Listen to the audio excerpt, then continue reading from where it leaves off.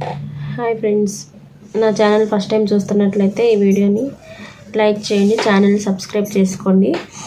ఈ వీడియోలో నేను మీకు బీఎస్సీ నర్సింగ్ స్టూడెంట్స్కి కొన్ని టిప్స్ చెప్దాం అనుకుంటున్నాను. Presentation tips.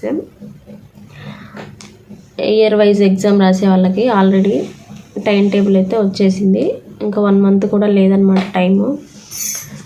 మీరు ఈ టైంలో ఎగ్జామ్స్కి బాగా ప్రిపేర్ అవ్వండి. ప్రిపరేషన్ అనేది చాలా ఇంపార్టెంట్ అన్నమాట. ఇంకా ఇంపార్టెంట్ క్వశ్చన్స్ విషయానికి వస్తే, ప్రీవియస్ పేపర్స్ మీకు ఇంపార్టెంట్ క్వశ్చన్స్ అండి.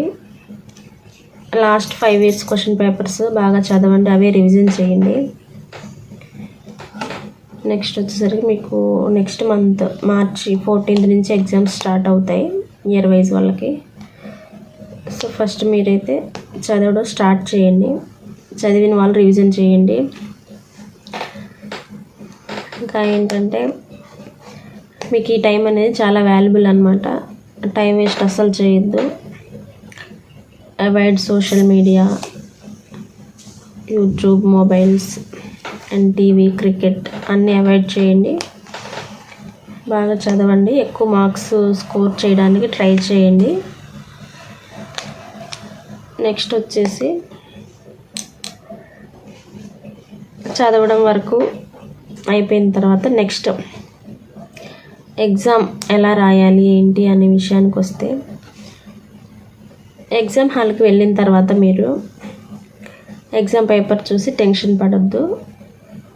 టెన్షన్ పడితే చదివినవి కూడా మర్చిపోతారనమాట. సో మీరు ఎగ్జామ్కి వెళ్ళేటప్పుడు వాచ్ తీసుకెళ్ళండి. ఎందుకంటే టైం మేనేజ్మెంట్ కూడా ఇంపార్టెంట్ కాబట్టి వాచ్ తీసుకెళ్ళండి, వాటర్ బాటిల్ తీసుకెళ్ళండి. నెక్స్ట్ బ్లూ పెన్స్ ఒకటి సరిగా రాయకుండా 2 బ్లూ పెన్స్ తీసుకెళ్ళండి. బ్లాక్ పెన్ ఒకటి తీసుకెళ్ళండి.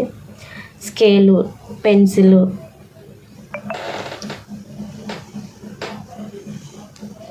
కొన్ని stick pen, next glitter pens. అవి ఏ కలర్స్ తీసుకెళ్ళాలి అంటే, స్టిక్ పెన్స్ వచ్చేసరికి స్కై బ్లూ ఒకటి, ఆరెంజ్ కలర్ ఒకటి తీసుకోండి. గ్లిట్టర్ పెన్ వచ్చేసరికి ఆరెంజ్ కలర్ తీసుకోండి. ఇంకా మిగతా కలర్స్ ఏమీ మీరు యూజ్ చేయకూడదండి ఎగ్జామ్లో. ఓన్లీ బ్లాక్, బ్లూ రాయడానికి మామూలు పెన్స్, నార్మల్ పెన్సే వాడండి, బ్లాక్, బ్లూ. ఈ స్టిక్ పెన్స్ ఏంటంటే ఓన్లీ అండర్లైన్ పర్పస్ కోసమే మీకు చెప్తున్నాను. దాంతో రాశారంటే మీకు నెక్స్ట్ పేజీకి కూడా అంటుకుంటుంది అనమాట, నీట్గా ఉండదు పేపరు. సో మీరు బ్లాక్ పెన్తో అండర్లైన్ చేయండి. ఆ బ్లాక్ పెన్తో సైడ్ హెడ్డింగ్స్ రాయండి. మ్యాటర్ వచ్చేసరికి బ్లూ పెన్తో రాయండి. ఈ స్టిక్ పెన్స్ ఏమో అండర్లైన్ కోసం వాడండి అని. ఎగ్జామ్ హాల్లోకి వెళ్ళిన తర్వాత ఎగ్జామ్ పేపర్ చూసి టెన్షన్ అయితే పడద్దండి. టెన్షన్ పడితే మీరు చదివిన క్వశ్చన్స్కి ఆన్సర్స్ కూడా మర్చిపోతారనమాట. టెన్షన్ పడకుండా గట్టిగా గాలి పీల్చి వదలండి. కొంచెం ఒక 5 minutes రిలాక్స్ అవ్వండి. క్వశ్చన్ పేపర్ ఒకసారి చదవండి. అదేవిధంగా టెన్షన్ వద్దు. నెక్స్ట్ వచ్చేసరికి మీరు ఫస్ట్ స్టార్ట్ చేయడం బాగా వచ్చిన క్వశ్చన్తో స్టార్ట్ చేయండి. అంతేగాని ఫస్ట్ నుంచి రాయాలి, ఆర్డర్లో రాయాలని పెట్టుకొని రాని క్వశ్చన్ స్టార్ట్ చేయొద్దు. మీకు బాగా వచ్చిన క్వశ్చన్తో స్టార్ట్ చేయండి. ఏ క్వశ్చన్ రాసినా పర్వాలేదు, వచ్చిన క్వశ్చన్ రాయడం ఇంపార్టెంట్.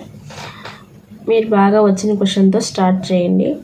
మార్జిన్కి లెఫ్ట్ సైడ్లో సెక్షన్ నెంబరు, క్వశ్చన్ నెంబరు అన్నీ మర్చిపోకుండా వేయండి. క్వశ్చన్ నెంబర్ వేసిన తర్వాత ANS ఆన్సర్ అని పెట్టడం మర్చిపోకండి. మార్జిన్కి లెఫ్ట్ సైడ్లో ANS ఆన్సర్ అని పెట్టేసి క్వశ్చన్ నెంబర్ 1, 2 మీరు ఏదైతే క్వశ్చన్ రాస్తున్నారో ఆ క్వశ్చన్ నెంబరు మార్జిన్కి లోపల వేసి ఆన్సర్ అని పెట్టేసి ఇక్కడ సైడ్ హెడ్డింగ్ పెట్టేసి ఆన్సర్ రాయండి. నీట్ ప్రజెంటేషన్ అనేది ఇంపార్టెంట్ అండి. First time management. SA questions 2 రాయాల్సి ఉంటుంది 15 marks కోసం. ఇంకా 3 hours ఆ ఎస్ఏ క్వశ్చన్సే రాస్తూ కూర్చోకుండా మీరు ఒక టైం పెట్టుకోండి. ఎస్ఏ క్వశ్చన్స్ కోసం ఒక 20 మినిట్స్లో ఒక క్వశ్చన్ రాసేటట్లు ఒక టైం సెట్ చేసుకొని ఆ టైం వారీగా మీరు క్వశ్చన్స్ రాయడానికి ట్రై చేయండి. మీరు అట్లా టైం పెట్టుకోలేదంటే ఒక క్వశ్చన్ 2 క్వశ్చన్సే మీరు 3 అవర్స్ రాసే అవకాశం ఉంటుంది. ఎందుకంటే 15 మార్క్స్కి చాలా మ్యాటర్ ఉంటుంది కదా, మీరు గుర్తు తెచ్చుకొని రాసేపాటికి చాలా టైం అవుతూ ఉంటుంది. మిగతా క్వశ్చన్స్ రాయకుండా మీకు ఇంకా మార్క్స్ కోల్పోవాల్సి వస్తుంది. అందుకని మీరు వాచ్ తీసుకెళ్ళండి, టైం చూసుకుంటూ రాయండి. అన్ని క్వశ్చన్స్ అటెంప్ట్ చేయండి, ఏ ఒక్క క్వశ్చన్ కూడా వదిలిపెట్టొద్దు. ఫస్ట్ మాత్రం అన్నీ వచ్చిన క్వశ్చన్స్ రాయండి. నెక్స్ట్ వచ్చేసరికి రాని క్వశ్చన్స్ లాస్ట్లో రాయండి. దానికి రిలేటెడ్గా ఏదో ఒకటి రాసేయండి. ఆ క్వశ్చన్ అయితే వదిలిపెట్టద్దు, అసలు నాకు రాదు కదా అని వదిలిపెట్టద్దు. మీరు ఎన్నైతే రాయాల్సి ఉంటుందో అన్ని క్వశ్చన్స్ అటెంప్ట్ చేయండి. ఇంకా ఫస్ట్ వన్ వచ్చేసరికి చెప్పాను కదా, బాగా వచ్చిన క్వశ్చన్తో స్టార్ట్ చేయండి. ఎందుకంటే first impression is the best impression అంటారు కదా, అందుకని మీరు బాగా వచ్చిన క్వశ్చన్తో స్టార్ట్ చేయండి. ఎస్ఏ క్వశ్చన్ అయితే పారాగ్రాఫ్స్ వైజ్గా రాయండి. సైడ్ హెడ్డింగ్స్ బ్లాక్ పెన్తో రాసి ఆరెంజ్ కలర్ స్టిక్ పెన్ కానీ గ్లిటర్ పెన్తో కానీ అండర్లైన్ చేయండి నీట్గా. నెక్స్ట్ సబ్ హెడ్డింగ్స్ ఉన్న రాసేయండి, బ్లాక్ పెన్తో రాసి స్టిక్ పెన్ ఆరెంజ్ కలర్తో అండర్లైన్ చేయండి.